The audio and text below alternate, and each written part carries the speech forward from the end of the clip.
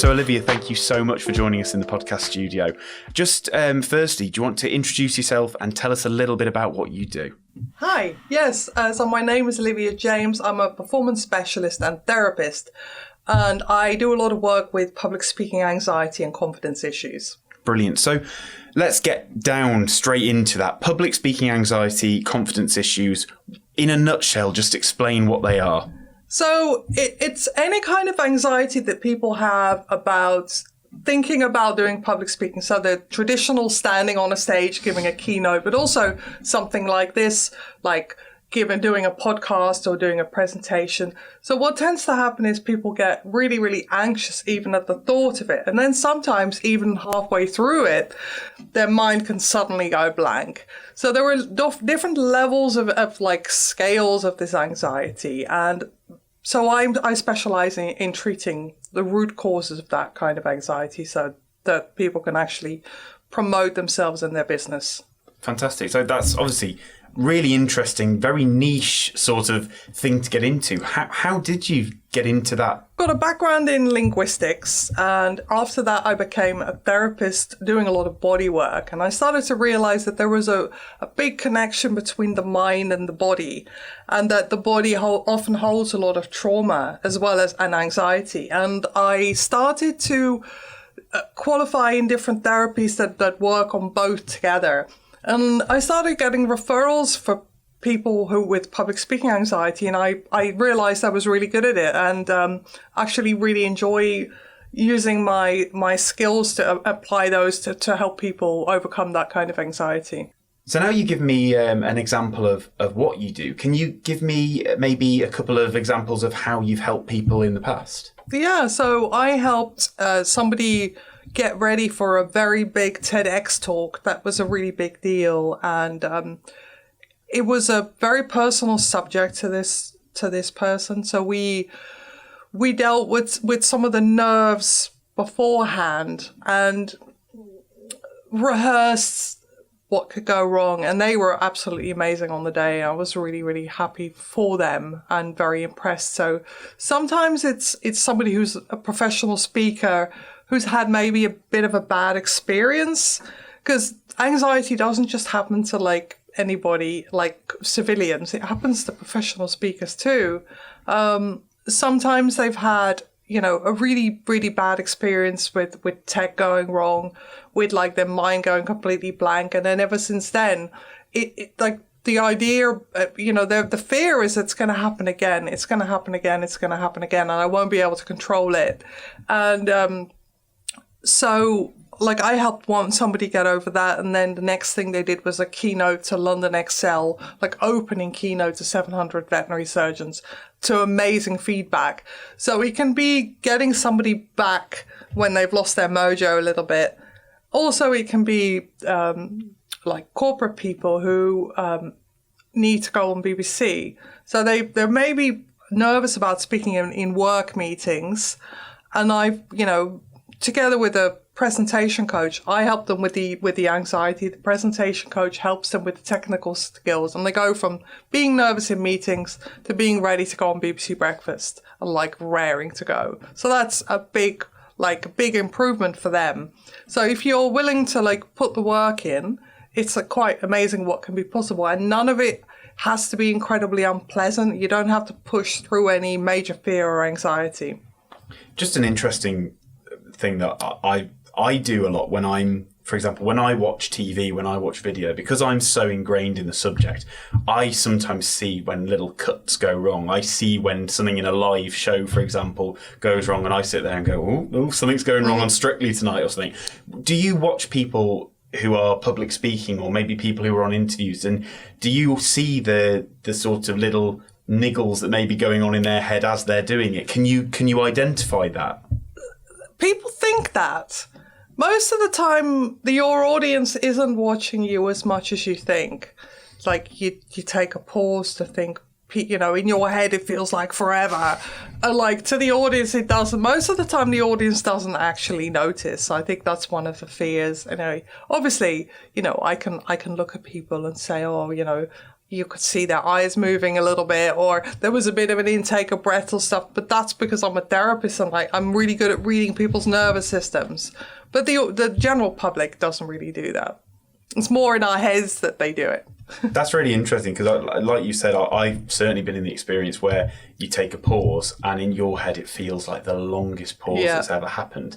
But again, is that an element where maybe the anxiety creeps in? Or is it moments like that when you need to catch yourself? Because yes. Yeah, I mean, I think because we haven't talked about yet is the inner critic. Yes. That goes, oh, bloody hell, they're all looking at you. You're messing it up again. Oh, here you go again. You're such an idiot, blah. And that's when, the anxiety and the nervous system activation can start even more. So yes, and I think the inner critic is most of the time people's only way to really, they tell themselves, oh, you just got to get a grip. Just got to get a grip. Pull yourself together. Don't be such an idiot. Don't be such a loser, blah. And this actually adds to the stress levels. Going into that, how would you, as, a coach in this, how would you diagnose that, maybe the source or the root of that anxiety? How do you get into that with a client? Yeah, so what really when I do that kind of work, I go in as a therapist.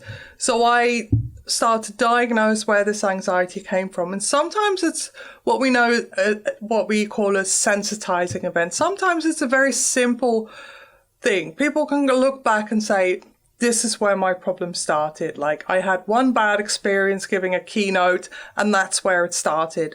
Sometimes it's a more complex, layered sort of case history. So people have had a bad experience at school, for example. So I don't know what you were like when you were a kid, but when I was at school, there's a laugh, we didn't have mobile phones, so there was a lot of passing around of notes, right? So the teacher would catch you with the note, and they go, right, you, Dom, come and stand in front of the whole class and tell everybody what was so funny. Yeah. Now, all eyes are on you. Everyone's like laughing at you, and standing in front of people is a punishment. So your mind starts to associate that with a punishment. So sometimes there can be layers of that. Or like, you remember when it was like, it's your turn to read the sentence in the classroom. It's like, oh my God, you're trying to work out which sentence you're going to have and your heart's beating and like, so, and it becomes a cause of real stress and like mental sort of anguish. So for some people, that's where it started. So it can be a multi sort of layered sort of origin of where the problem started. One of the things that I think a lot of people who may have public speaking anxiety or confidence issues in general, if ever you've had to do a speech somewhere, people say, imagine the audience naked. Now, what do you think to people saying that? I think it's if it was only that easy, then nobody would have to suffer the real anguish that people suffer about this. So when you have serious public speaking anxiety, it feels dreadful. Like it feels visceral and you just want it to stop, and it's quite a serious thing. It's like a proper phobic response. So saying, imagine the audience naked, is saying to somebody with the fear of flying, oh, well, don't worry, stop freaking out because, flying is statistically safe, safer than getting in your car. That is not going to help that person at all because the fear doesn't come from the logical part of the brain. It comes from lower down in the nervous system. So that's really interesting, speaking about the nervous system, because I think a lot of people think that, any form of anxiety, any form of confidence issue is purely in your head. People always say, don't they, it's in your head, or just change your mindset, do this. So, that's really not the case, is it? It's not, no. And if it was only that easy. So when I was at university, we all had to do a thing called the Enlightenment, and it was like the age of reason. As philosopher Descartes came up with this idea of the duality between the mind and the body, and that they were very separate. And that if anything, the mind sort of had dominion over the body and ruled the body.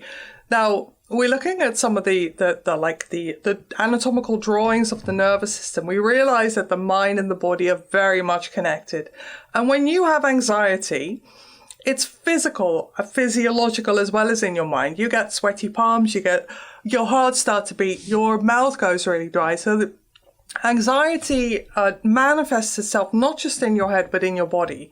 So to ignore the body in treating anxiety, to me, is missing a trick.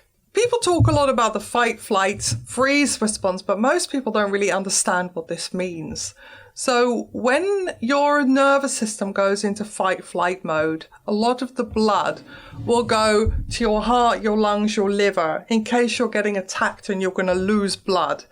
So the blood will also go to your arms and your legs in case you need to run away, which means a lot of the blood leaves, up to 80% leaves your prefrontal cortex, which is the bit you need for logical thought and remembering stuff and like remembering facts and speeches and stuff. So when this fight, flight, freeze response kicks in, you're at the mercy of your nervous system. And remember that your nervous system decides to activate that response. It isn't a conscious decision, by your rational brain. It just takes over. So we have this very complex nervous system that runs all the way through your body. So the nervous system decides when it's time by a process of neuroception. So if I've been to war and I'm sitting in a cafe with my back to the door, my nervous system is still thinking I'm there. It's still thinking someone's going to come up behind me and shoot me. Mm-hmm. So the nervous system goes into freak out mode, like often without our conscious decisions. Now, I'm guessing that's where sort of post-traumatic stress disorder, all of that comes in, where it is it's a physical response, not a mental response. It's both. Yeah. It's a physiological and psychological response. And so, I'm a trauma therapist as well. And so sometimes the slightest little thing can get somebody back into that trauma response. So, like a return, somebody who's come back from war can smell like a burning tire, and like suddenly their nervous system is back there, and that isn't a conscious decision. And you can't talk your way out of that kind of trauma. You can't talk your way out and say, well, of course this happened, and then my friend got blown up, and then that's why I'm nervous. No, that trauma is encoded way lower down in the nervous system. It's like that, almost like that really ancient part of your brain that goes, danger, danger, danger. What stops people often is that feeling of like, it's really, really tough to make that first move and to send me a message and go, actually, I have a problem. And so I'm here to let people know that you don't have to bare your soul. I'm not going to go rummaging around in all your deepest, darkest secrets, but I am going to have to go to the root causes of that anxiety. But I promise you I'll be like as gentle as possible and try and get you moving as fast as possible. So once you've hit the root cause of the anxiety, yes. Are you cured? Well, people tend to have once people have done a lot of avoiding, mm-hmm. and I've sort of dealt with some of the anxiety, underlying anxiety, then they are free to start practicing a little bit. Okay. So they might decide, actually, no, I can speak in a meeting. Now I can give a little mini presentation, and then maybe some more anxiety comes up. So I help people. I teach people techniques that they can use for themselves, so they can calm themselves in the moment, just as anything comes up. Because often, last minute things go wrong, like tech things go wrong, and that can kind of throw somebody. So there's I've been there. Yes. I've been there. You're preparing for a presentation. You've been through it a million times. You know that it's you've got it perfect. You know exactly where your notes are, and all of a sudden the projector stops working. Yes. Or even the Wi-Fi goes out and you haven't got your notes or something, and that's where 100% the anxiety starts to creep in. Exactly. So do you then teach your clients sort of self-regulation techniques to get themselves back on track? Exactly that. So I just had a client message me saying, I just gave an interview to one of the big American business channels, And I was doing this technique while I was under the desk, while I was on this TV channel. Because basically, all the inner critic wants to do is protect you. It wants to stop you from making a fool of yourself. You know, it's like people, you know, with the imposter syndrome. Like, the imposter syndrome is trying to keep you safe. It's saying, don't get too big for your boots, like, be careful. And so most of the time, people with imposter syndrome are actually quite conscientious.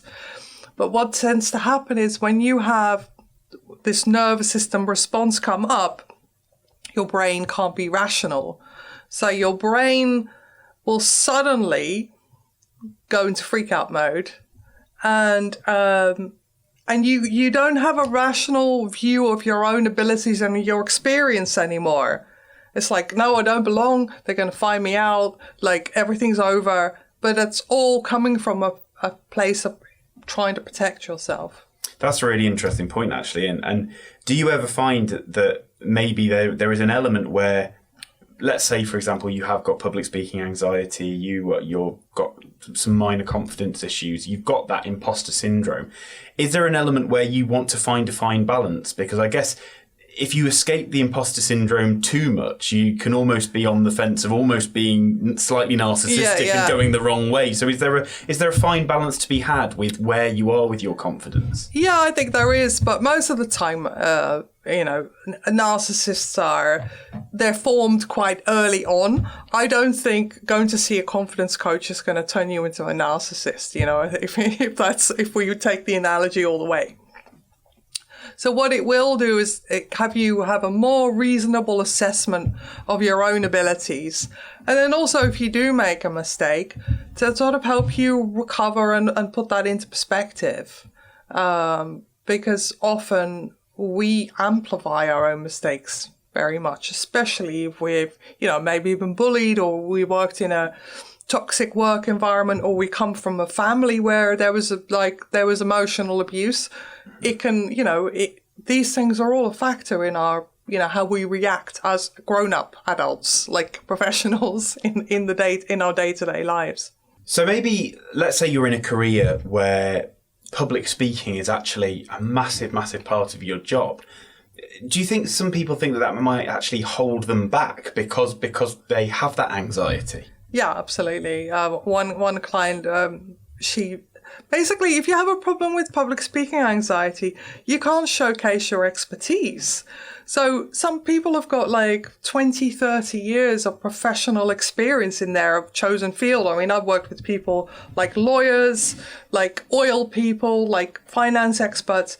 If you have a problem public speaking, you can't showcase that expertise, which is a big disadvantage. One client who had anxiety said, in her own words, it left me professionally disabled. Because she couldn't talk about her, like, the medical condition she was an expert in. And if she was having to do it, so her default strategy was avoidance. So somebody said, can you speak at this conference? She'd make an excuse, or in her own words, try and shove it onto a colleague. If she really couldn't get out of it, in her own words again, she would be nervous for days, and she would really suffer, and she wouldn't be able to sleep. And like a lot of clients, if they can't avoid it, they will do it, but it will be absolutely horrible. It'll be a big ordeal. And also for the audience, if you're watching a speaker who's very nervous, we do this thing called co-regulation as humans. So our nervous systems co-regulate. So if you've ever seen a very nervous speaker and the A4 sheets are shaking in their hand, it just feels really awful to watch. It puts everyone on edge. So somebody who's like comfortable in their own skin, who feels kind of safe and settled, is much better public speaker, and they're much, you know, you can engage with them better as well. So, and often what happens is that people feel that they shouldn't have this problem. So they got two problems then. So they got the anxiety, and they got the feeling that they shouldn't have it, because why can't they pull themselves together? Why can't they just change their mindset? You know, so there is a lot of internal suffering, and a lot of people, I really applaud people when they make the first move, because it's not easy to admit that you have this problem. And but eventually people realize that it's stopping them, if they've got children, for example, like it's the a steady financial future or not if they can't do this thing sometimes. So it's a really big deal for people. And I understand it's a really vulnerable and sensitive thing to ask for help with. I was going to say, do you think there is maybe still a bit of a stigma out there, especially the higher you get up in your career? Absolutely. Of, oh, well, you've got this high, you must be able to public speak. Exactly. You must be confident. You must be, totally exuberant and light up a room as soon as you walk into it. Exactly. Yeah. And I think sort of since the pandemic, obviously our sort of capacity for being with people and our capacity for reacting to people in the moment has gone down a huge amount as well. So everyone's out of practice. And especially people who are more introverted, they can get really blindsided by a question in the office that they weren't expecting. And they can literally, it can stop them in their tracks. And then they start beating themselves up going, oh, why can't you just ask a simple, answer a simple question? So it's a real good skill to have. It's like I read a thing the other day, like if you can speak, write and think, in any career, that can really, really help you. So it's just a really good thing to be able to do, because public speaking isn't just standing on a stage, but it's even doing a thing like we're doing now, or doing a pitch, or addressing your team in a small meeting. It's like all those things. It's really interesting that you brought up the whole pandemic and the break that we've had from social interaction. Yeah. Because I think it really does highlight, I know I've certainly found it, like, especially even silly little things like small talk. You get so used to almost not having to interact with people for long periods of times in confined spaces and stuff like that. And there is almost an element of practice that you need to keep those skills going. Absolutely, there is. So do you find with public speaking that the more you do, once you have maybe conquered those fears and you're finding that way to self-regulate, you're finding those ways of sort of suppressing the anxiety, is there an element that maybe the more you do, the easier it gets? Of course, absolutely, yes. In the Professional Speaking Association, we talk about flying time. You need to have that flying time. And even professional speakers will sometimes have a talk that doesn't go so well. And then it's about recovery as well, that it isn't so that it doesn't then become ammunition for your inner sort of jury of inner critics that are all standing there go, see, you always mess this up. Because I think one of the things that we do as professional speakers as well is we do the post-mortem afterwards. And many of my clients, when they've been on TV, they're like, oh, I don't want to watch it back. And we watch it back together and they're like, oh, actually, that wasn't as bad. In my head, that felt worse. And when I look at back now, actually, I'm pretty happy with that. Well, that sort of takes us on to that internal critic yes. that you speak about, where no matter what happens, it's always worse in your own head. Yes. Isn't it? Really, you can sit there and in your head, it's an absolute car crash and you watch it back and you go, oh, actually, that was... And often, if various things go wrong all at the same time and somebody's tired, that's when the mind can go completely blank and they literally can't think what they would, and this can then be embarrassing. Imagine I've come all the way here to sunny Warrington and all of a sudden my mind goes completely blank. It's really embarrassing. It's embarrassing for me. It's embarrassing for you. It's like a waste of, everybody's time, and it just feels dreadful. It's interesting you say that about the mind going blank as well, because again, it's not just you forgetting, is it? That is sort of based with the anxiety. It all stems from that initial anxiety. So how does that work? How does it happen? Yeah. Yes. So what tends to happen is our nervous system, its primary job is to keep us alive, right? It's to keep us safe and for us to survive. So sometimes, especially when we're tired, the amount of times when tiredness is a factor in people's minds going blank. A few things happen all at the same time, and then the nervous system goes, and it almost goes into a freeze response, which is like one of the last of the survival responses, because the nervous system is, what it does is a thing called neuroception. So it scans the environment for danger. and sometimes it doesn't get that right. Sometimes it perceives a danger when there isn't actually a physical danger. Okay. But it will just go shut down. It's a bit like in the IT crowd when Moss goes to his happy place. And he's just blank, he's done. Exactly. So you mentioned to me earlier how it's almost a little bit like a car alarm. How Yes.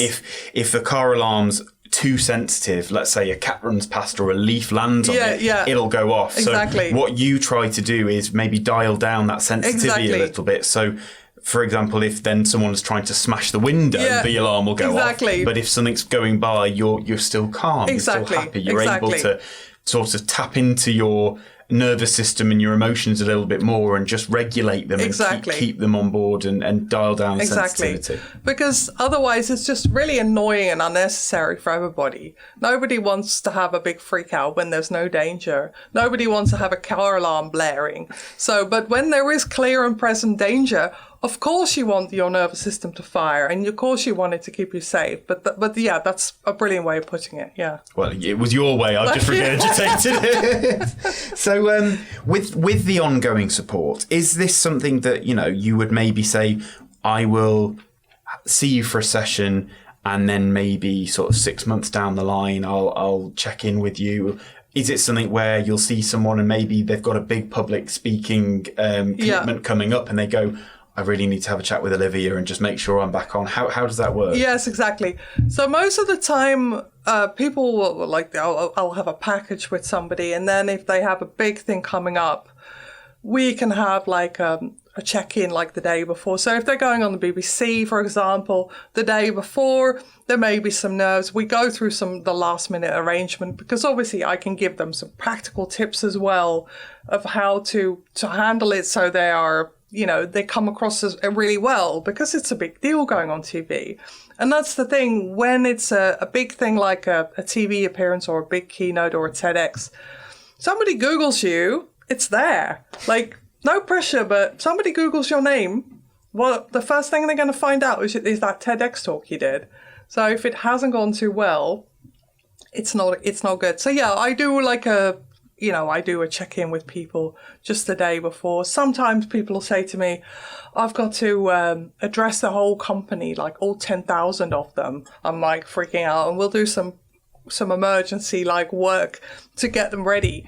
And it's really good for people to know that I'm there when they need them. Obviously, I get people independent as fast as possible, but there is always that option of having some extra support when they need it. It's almost like a little bit of triage, isn't it? Exactly. You just maybe occasionally just need that little bit of a point in the right direction or something else. Yeah. So let's say I'm director of a company. I am about to go and give a huge keynote, and I'm feeling a little bit anxious. I'm feeling a bit nervous, but I'm also very skeptical. I'm not 100% sure if anyone can help me. Maybe I'm scared to even admit that I need help. What would you say to them? Can you help them? I don't know, but I'm willing to see what's possible. That's why I offer a suitability call with everybody, and that isn't a sales call. It's genuinely a suitability call. What I can say is that I've never had a client that I've taken on for public speaking anxiety that I haven't been able to help. And people have either had a full cure or a very significant improvement. So that's all I can say. I'm not going to be one of these coaches that says, I can help everybody. My track record is pretty impressive, but I can't promise that I can help any. Just like a surgeon wouldn't guarantee that they could help you. I think a lot of motivational coaches do that, but proper clinicians don't. So if someone was wanting your help, they do want to have a chat with you, how can they get in contact with you? So you can book a suitability call, which the link is on my social media, my website. You can connect with me on LinkedIn, send me a message there, or drop me an email at olivia@harleystreetcoach.com.